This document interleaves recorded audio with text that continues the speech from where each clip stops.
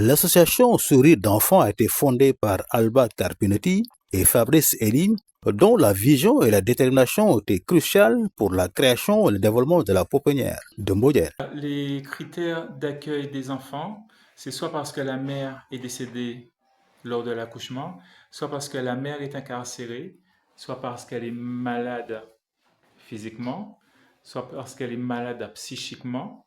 La maladie mentale, malheureusement, se vit beaucoup à la rue.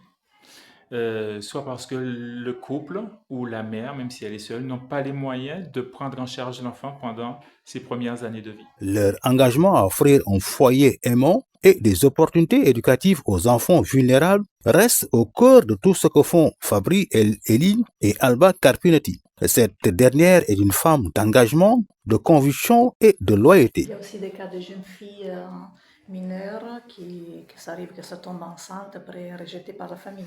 C'est pas nous qui nous choisissons, c'est pas notre critère, c'est l'AMO qui nous demande. Ils ont un garçon, c'est eux qui font l'enquête et qui estiment qu'ils ont besoin d'être mis en sécurité. Donc pour nous, filles, garçons, religion par religion, c'est non prendre soin de l'enfant.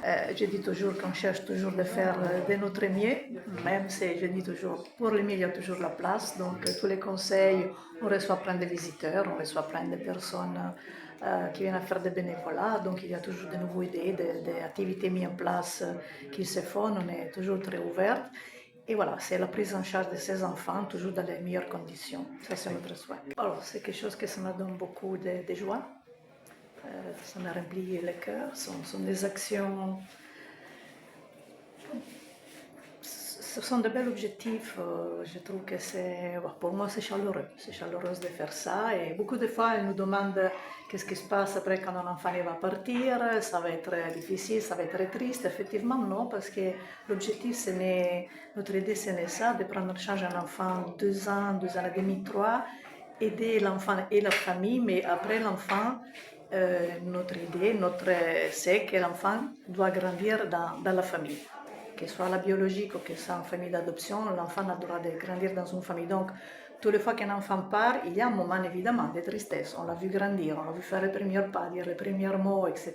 Il y a de l'attachement, mais il y a aussi un moment, comme dire, voilà, notre objectif est atteint et on est content de savoir qu'il y a... Qu'à cela ne tienne, les enfants ne constituent aucune contrainte, mais l'obstacle réel se situe au niveau des moyens financiers. Les enfants ne sont pas une difficulté, et les enfants ne sont pas une contrainte, parce qu'on a choisi de faire ça en sachant que ce sont des enfants en difficulté auxquels on va devoir s'occuper. Donc c'est plutôt un plaisir quand on est là, quand on est avec eux.